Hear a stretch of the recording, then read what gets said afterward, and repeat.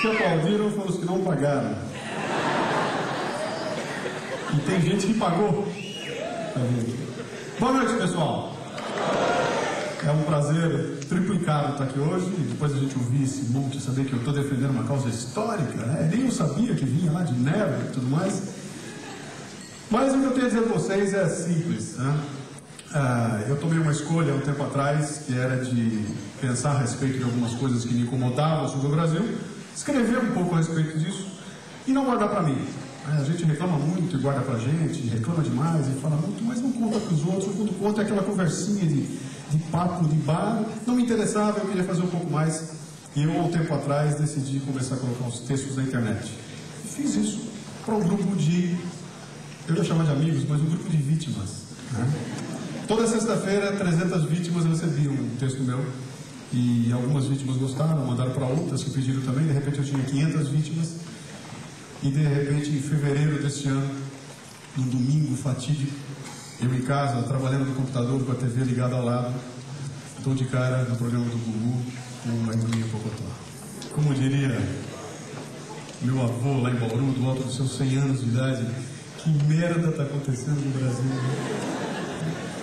Para poder entender essa história, eu vou convidar vocês a fazer uma viagem comigo. Nós vamos voltar no tempo para a Rússia de 1889. Eu vou contar ali para vocês uma história de uma família. E vou convidar vocês a virem para o sul da Rússia.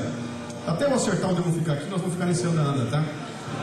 Uma cidadezinha chamada Omsk, no sul da Rússia, e ali morava uma família, a família Prazovsky. Seguinte, se eu ficar aqui me vestindo de intelectual, falando que nem intelectual, me comportando como intelectual, os caras vão me pegar. O único jeito de eu escapar é se eu for igual a todo mundo.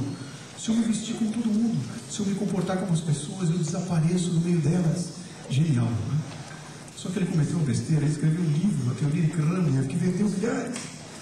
E aí que os caras foram atrás dele. E ele, sem saber o que fazer, desaparece, corre, se alista, inclusive, na marinha russa, e preocupado, meu Deus, o que eu faço? Conversa com os amigos, e o pessoal diz para ele, falando, só tem um jeito, cara, você tem que sair daqui e procurar um país onde você possa viver e que reconheça a sua importância e que te dê espaço para praticar o seu trabalho.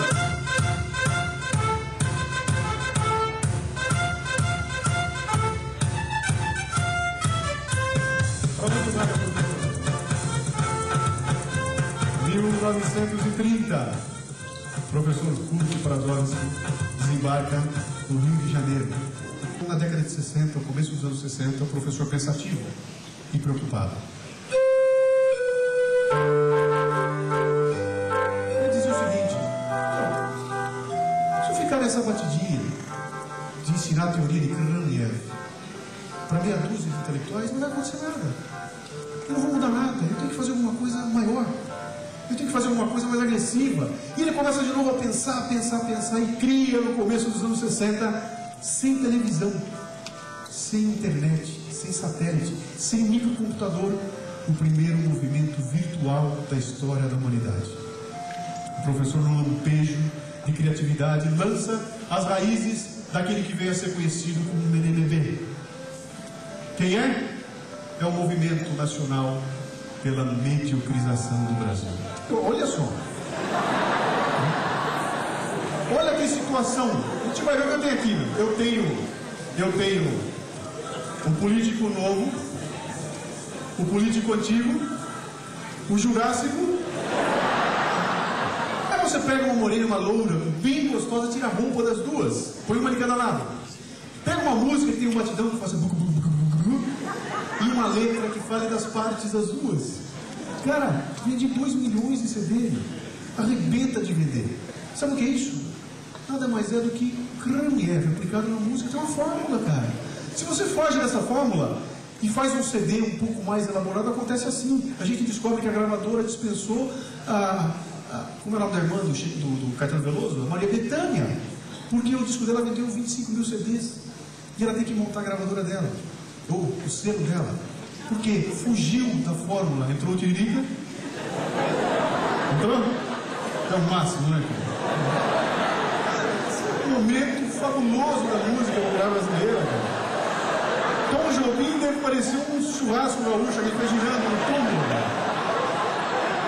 A gente sabe no Kramiev quando os livros mais vendidos são de autoajuda escritos por gurus de Araque. Ligue já, lembra disso?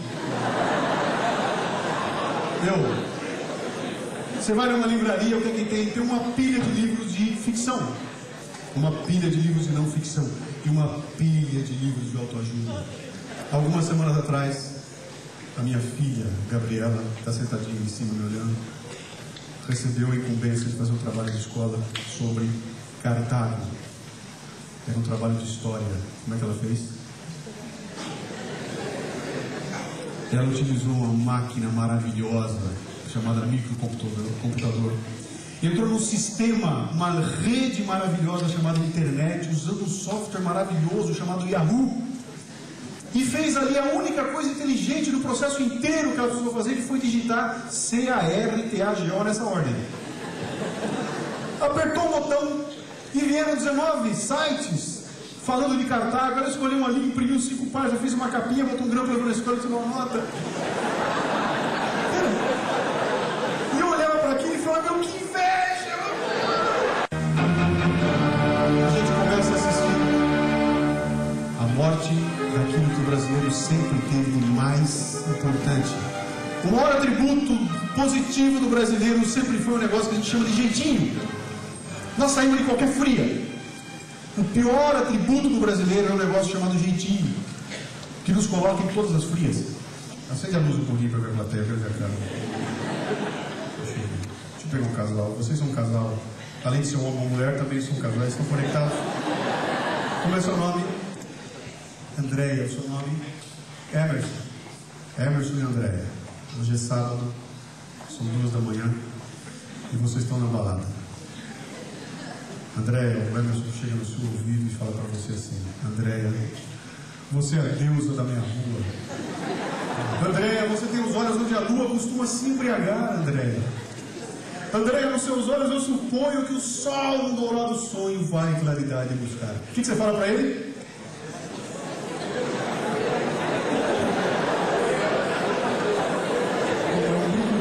É isso? É isso? Não, se ela fosse educada, ela falaria assim: pô, bebeu o quê? Tem umas que falam, meu, cheirou o quê? Naquela época, cara, era coisa. Imagina ser mulher nos anos 40 devia ser o terror, porque aguentar uma cantada dessa aqui não dá. Hoje em dia a gente tira essa maravilhosa.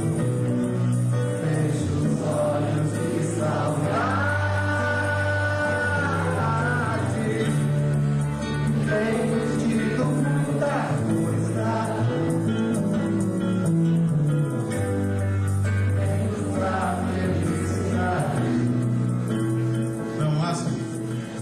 Falando de amor com poesia.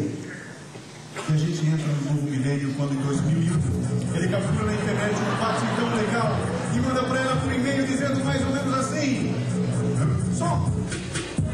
Quer dançar, Chica vai te ensinar. Quer dançar, Chica vai te ensinar.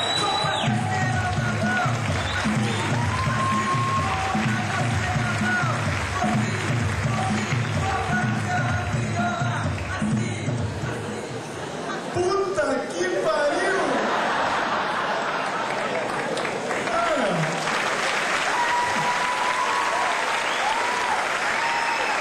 Quando a gente só liga pro preço, nós começamos a tomar ações. Serve o que é mais ou menos. Serve aquilo que dá pro gasto. Serve aquilo que é verdade. Passa a servir aquilo que é curto prazo. Mas agora na frente a gente vê. A gente aceita aquilo que tem baixa qualidade porque o que interessa é o preço. A gente começa a adotar a cultura do vira-lata. E num mundo desse, sabe o que acontece?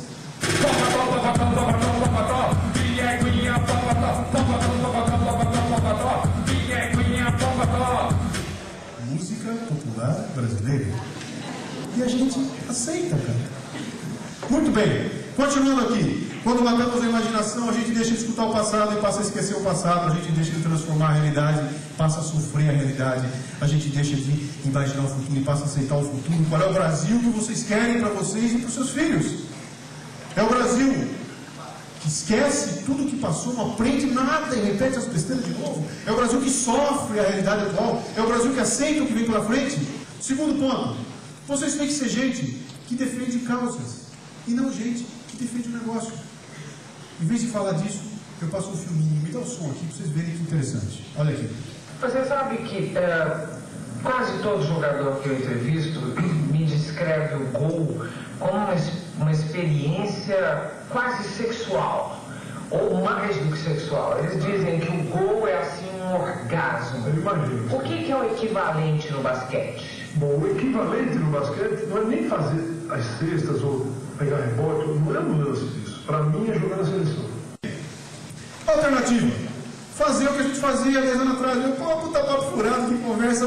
Aí enfia a cabeça no buraco, deixa assim, cara. Não vai comigo. Dá pra fazer? Dá. Só que hoje, já, é assim. Eu vou esperar um pouco, demora um pouco. Tem gente que demora para entender, peraí.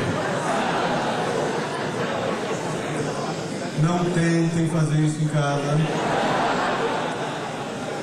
Qual é a história aqui, cara? Dá para enfiar a cabeça no buraco e fingir que é com você? Dá, cara. Mas é uma merda. Literal, é uma merda. Deve doer, não sei se está para tirar fora. Quando eu fiz aquele meu texto falando da igreja Pocotó e botei na internet, eu recebi muitos e-mails. Vários deles entraram na minha caixa postal dizendo o seguinte: ô idiota, o que você está fazendo vendo Gugu, seu burro? Desliga essa merda, cara.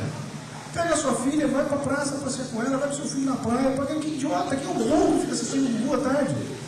Esses caras estavam dizendo pra mim, pra eu fazer isso aqui, ó. Meu, finge que não é com você. Que é a mesma coisa que dizer o seguinte: vocês têm problema com a violência? É só não sair de casa, cara. Fique em casa, não vá pra ver. É a mesma coisa. Quando dizem pra vocês, troque de canal, desligue, proíba a molecada de ver, é pra fingir que não é com a gente, cara, não basta. Alguma coisa nós temos que fazer. Vocês têm a impressão de vez em quando que o Brasil está ficando burro? Meu, o que nós vamos fazer a respeito? Eu não sei o que é que vocês vão fazer. Eu estou fazendo um monte. E acho que está começando a funcionar.